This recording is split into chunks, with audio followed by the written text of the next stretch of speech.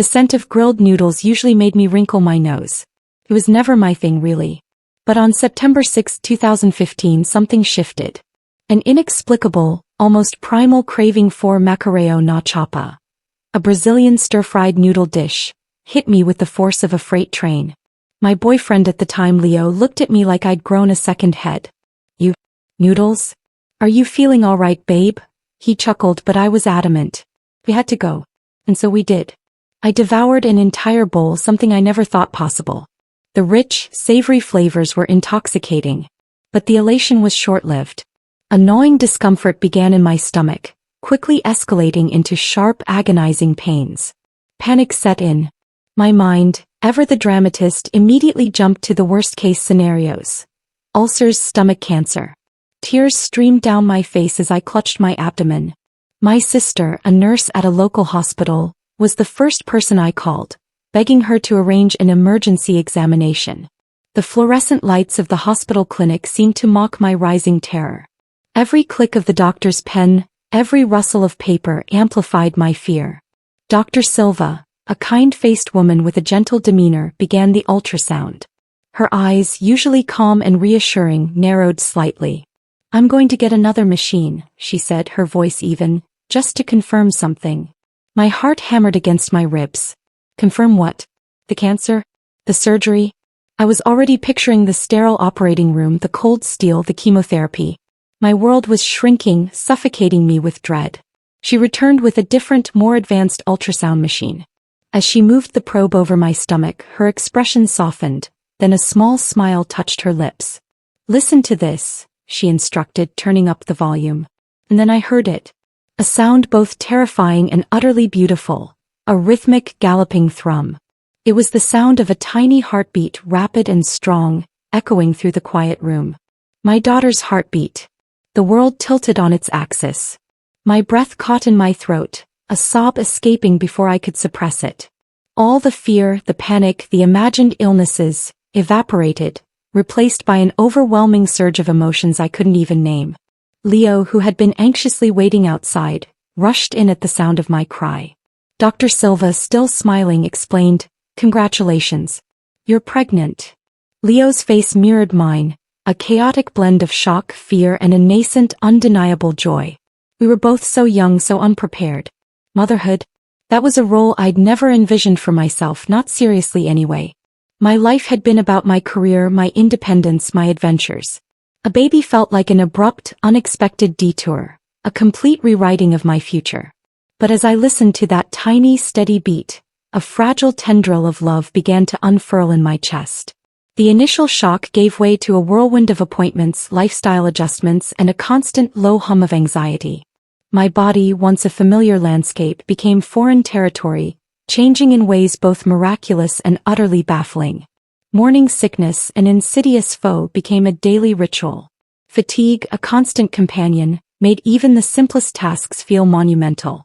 And then there were the cravings. Oh, the cravings.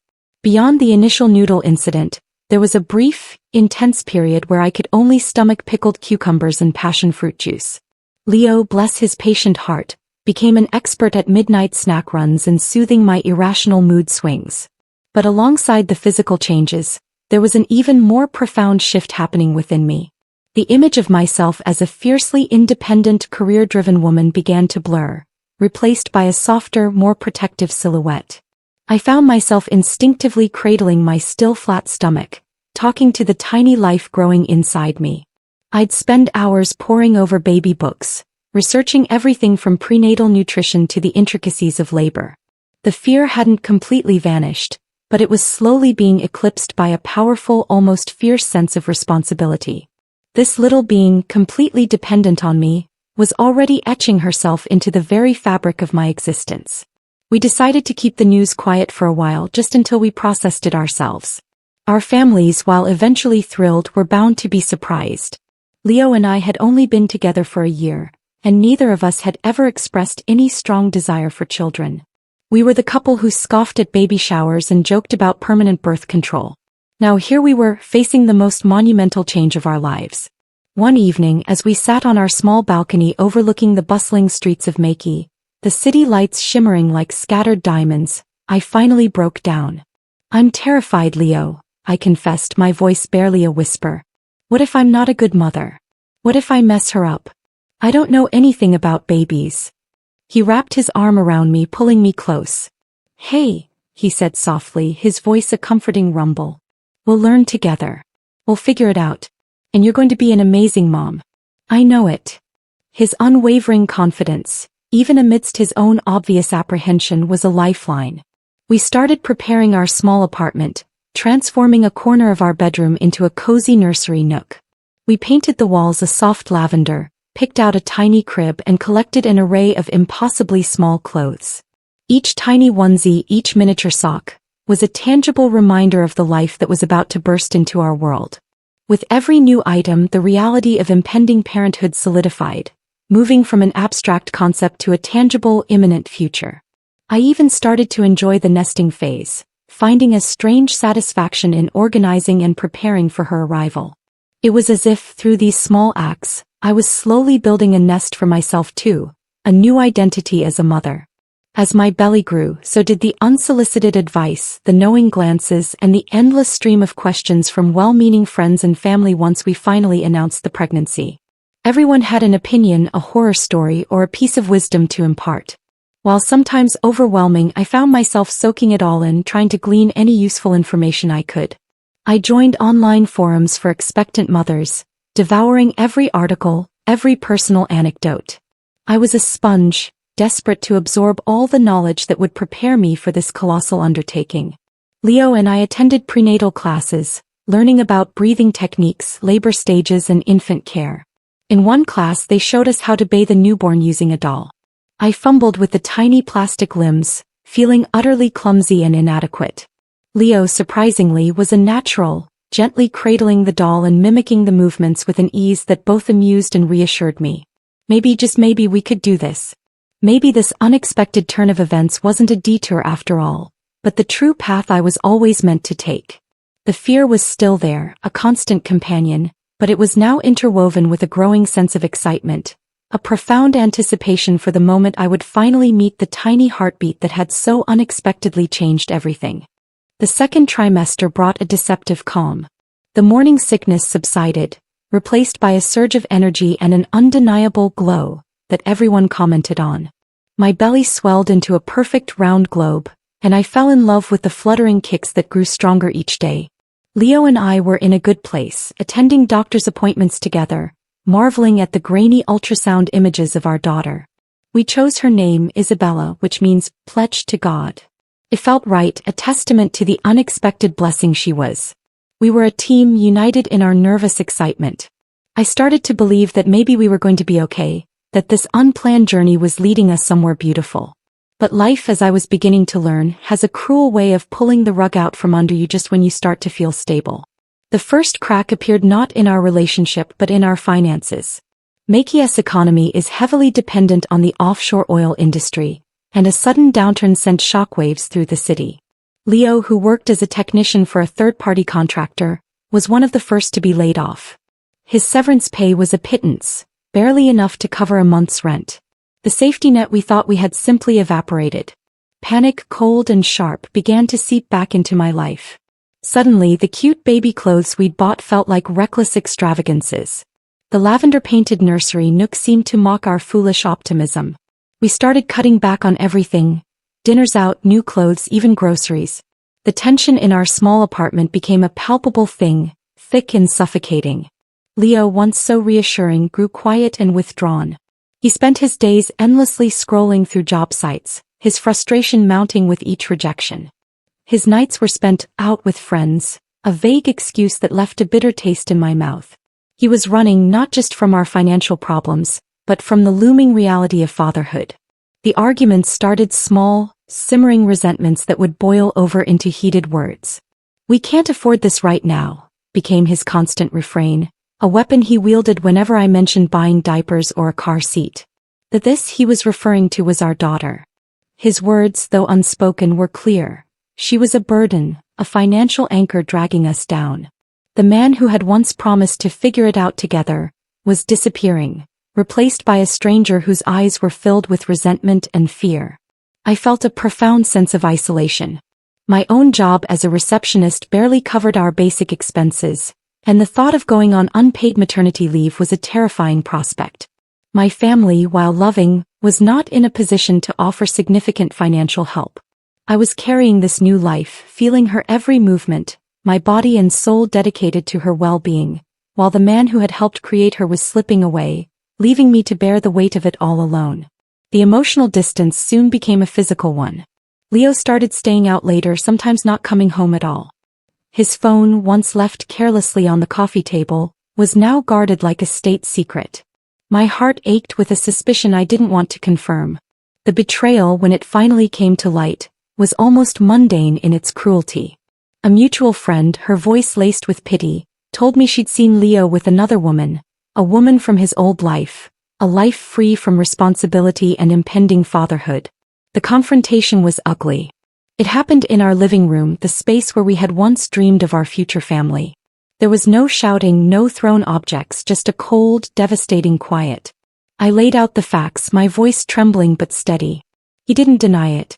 He couldn't even look at me. He just stood there, a hollowed-out version of the man I loved, and uttered the words that would shatter my world. "I can't do this," he said, his voice flat, devoid of emotion. "I'm not ready. I never was. This whole thing, it was a mistake. Mistake. Our daughter, my Isabella, the tiny being I already loved with a ferocity that stunned me, was a mistake." The air left my lungs. The room spun. In that moment he hadn't just been unfaithful. He had invalidated our entire relationship, our shared dreams, our child. He packed a bag in silence and walked out the door, leaving behind the lavender-painted nursery, the half-assembled crib, and me, 7 months pregnant, utterly and completely alone. The days that followed were a blur of grief and terror. The abandonment was a physical wound, a constant ache in my chest that made it hard to breathe.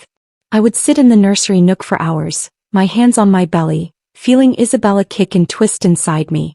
Her movements were a bittersweet reminder that I wasn't truly alone, but they also amplified my fear. How could I do this by myself? How could I bring a child into a world of such poverty and uncertainty? My already precarious financial situation became a full-blown crisis. I couldn't afford the apartment on my own. With a heavy heart, I packed up our life, selling off furniture for a fraction of its worth just to make enough for a deposit on a tiny one-room flat in a less desirable part of town. The lavender walls were replaced with peeling paint and the lingering smell of damp. It was bleak, but it was all I could afford.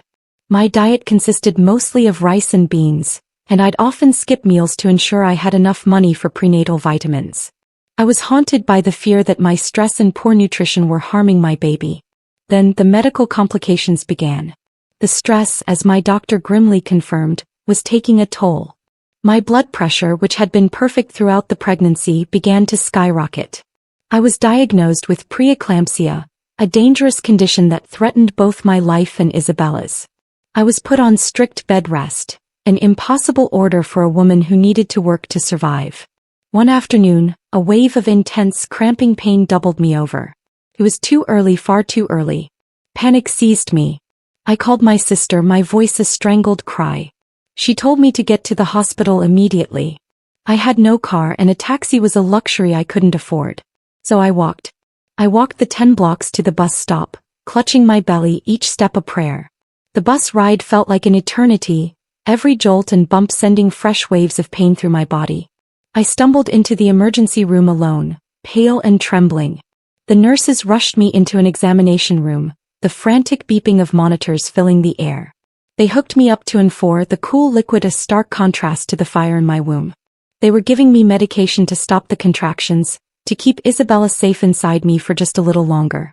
As I lay there on the stiff hospital bed, the sterile smell of antiseptic filling my nostrils, the full weight of my situation crashed down on me. I was 7 months pregnant in a hospital, facing a life-threatening complication with no partner, no money, and a future that felt like a terrifying, gaping void. The hook I had imagined in a story was now my reality.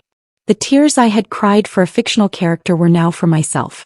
I had never felt so broken, so utterly defeated. I closed my eyes, the rhythmic beeping of the heart monitor the only thing tethering me to hope, and I prayed for a miracle I wasn't sure I deserved. Lying there in that sterile white room, The only sounds were the rhythmic beep of my heart monitor and the frantic, shallow puffs of my own breath. Each new wave of pain was a terrifying reminder that my body was trying to evict the one person I had left in the world. The doctors spoke in low, serious tones, using words like viability, NICU, and long-term complications. They were preparing me for the worst, for the possibility that even if Isabella survived being born at just 28 weeks, she would face a lifetime of challenges. Every word was a hammer blow to my already shattered heart. I felt a profound, chilling despair settle over me. I had failed. I had failed to provide a stable home, a loving father, and now I was failing to even provide a safe place for her to grow. I closed my eyes and whispered her name, Isabella, a silent apology for the broken world I was bringing her into. Just as I was about to be swallowed whole by the darkness, the door swung open. It was my sister Anna. Her face was a mask of fierce determination, her nurse's uniform still on from her shift. She took one look at me, at the tear tracks on my cheeks and the terror in my eyes, and she went into action. She wasn't just my sister anymore. She was my advocate. She spoke to the doctors in their own language, demanding clarifications, questioning the medication dosages, and ensuring I understood every single step of their plan.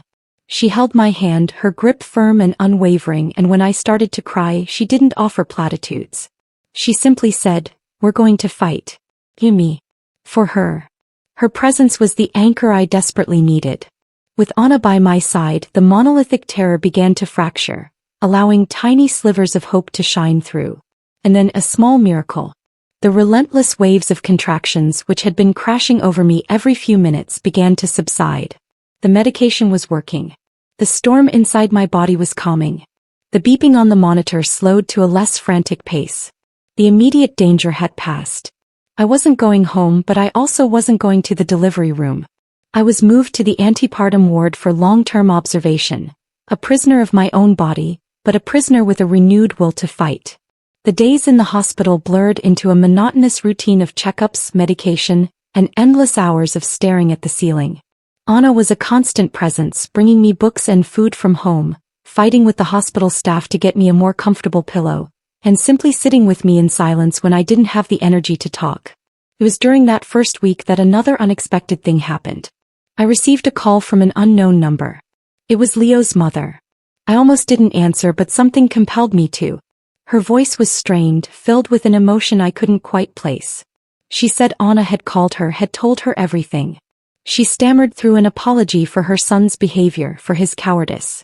Then she said something that stunned me. "He may have abandoned his responsibility," she said, her voice cracking, "but I will not abandon my grandchild." The next day, a deposit appeared in my bank account.